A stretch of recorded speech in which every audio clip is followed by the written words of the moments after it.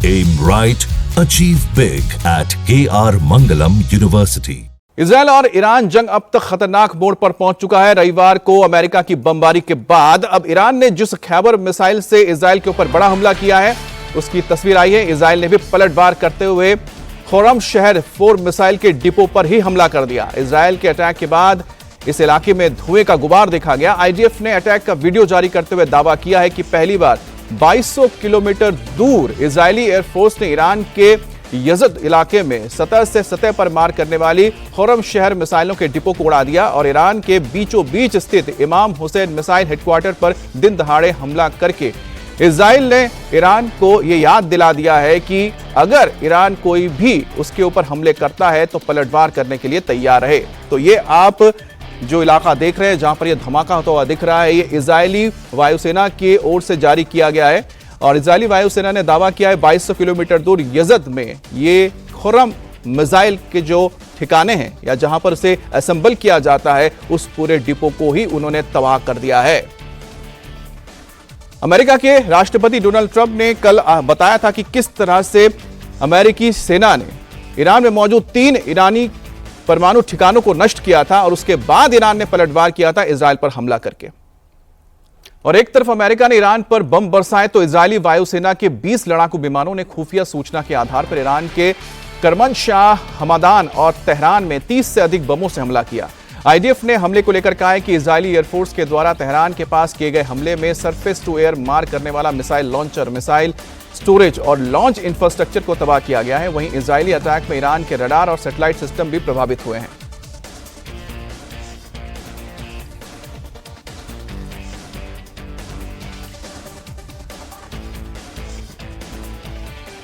तो ये तस्वीरें हम आपको दिखा रहे हैं खुर्रम शहर के मिसाइल डिपो को जो तबाह किया गया उसकी तस्वीर आप देख रहे हैं।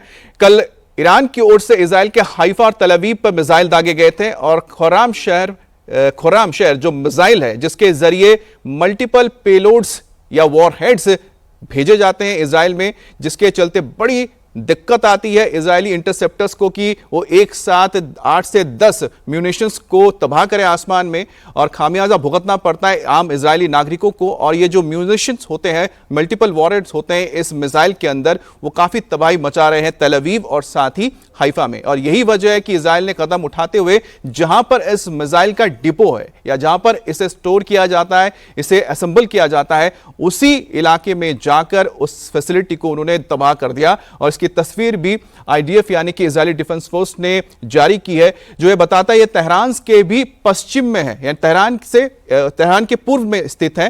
तो 2200 किलोमीटर के फासले को तय करके आईडीएफ के फाइटर्स गए और उसके बाद ईरान के अंदर घुसकर इस मिसाइल फैसिलिटी को तबाह किया है। और इसके बाद आईडीएफ की ओर से कहा गया है कि ये जो हमला हुआ है बताता है कि इस वक्त पूरी तरह से ईरान का जो एयर स्पेस है वो इजराइल के कब्जे में है और इजराइल जब चाहे ईरान के अंदर घुसकर उस पर हमला कर सकता है।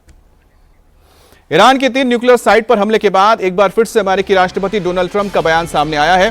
ट्रंप ने कहा है कि अमेरिका के इस हमले से ईरान की न्यूक्लियर साइट को बहुत बड़ा नुकसान हुआ है। अमेरिका ने जोरदार और सबसे सटीक हमला किया है। उसके साथ ही ट्रंप ने अमेरिकी सेना की तारीफ करते हुए कहा है कि सेना ने बहुत शानदार प्रदर्शन किया है।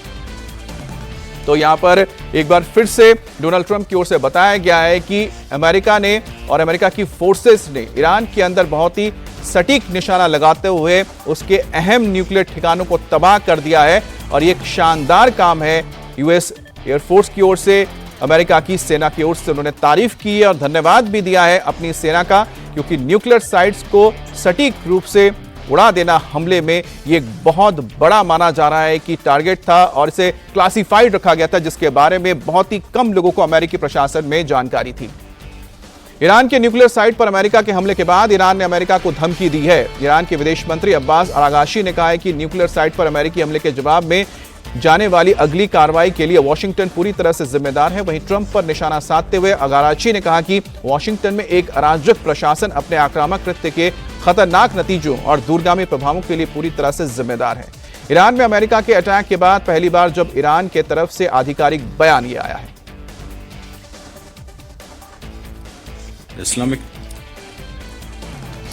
तो यहां पर विदेश मंत्री ईरान के उनकी ओर से एक बयान आया है। अमेरिकी हमले के बाद ईरान की धमकी है। विदेश मंत्री अब्बास अरागाची ने बयान जारी किया है, जवाबी हमले के लिए अमेरिका जिम्मेदार है, यानी कि इसके बाद जो भी हमले होंगे वो खतरनाक होंगे और इसे अमेरिका को भी भुगतना पड़ेगा। तो ये पहला बयान आया है हमले के बाद।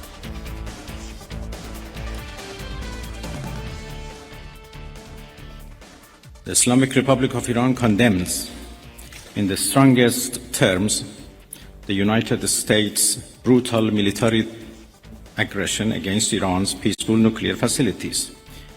It is an outrageous, grave, and unprecedented violation of the fundamental principles of the Charter of the United Nations and international law.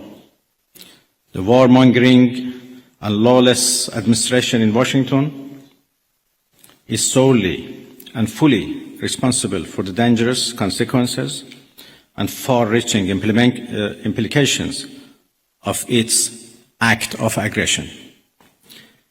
The U.S. military attack on the territorial integrity and national sovereignty of a UN member state carried out with genocidal Israeli regime, carried out in collusion with the genocidal Israeli regime, has once again revealed the extent of the United States' hostility towards the peace-seeking people of Iran, who will never compromise over their independence and sovereignty.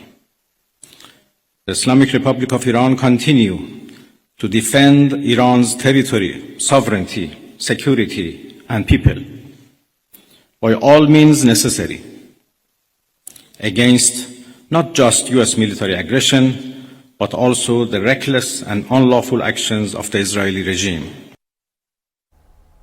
और America के हमले के बाद Iran की धमकी पर America ने भी जवाब दिया है। अमेरिका के रक्षा मंत्री पीट हेग्सेथ ने कहा कि राष्ट्रपति ट्रंप का आदेश है कि अगर ईरान अमेरिका पर पलटवार करता है तो अंजाम और भी ज्यादा भयावह होगा।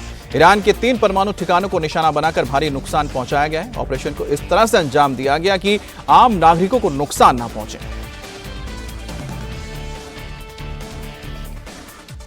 Any retaliation by Iran against the United States of America will be met with force far greater than what was witnessed tonight.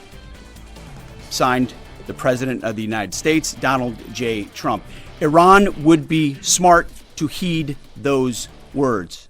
He's said it before, and he means it.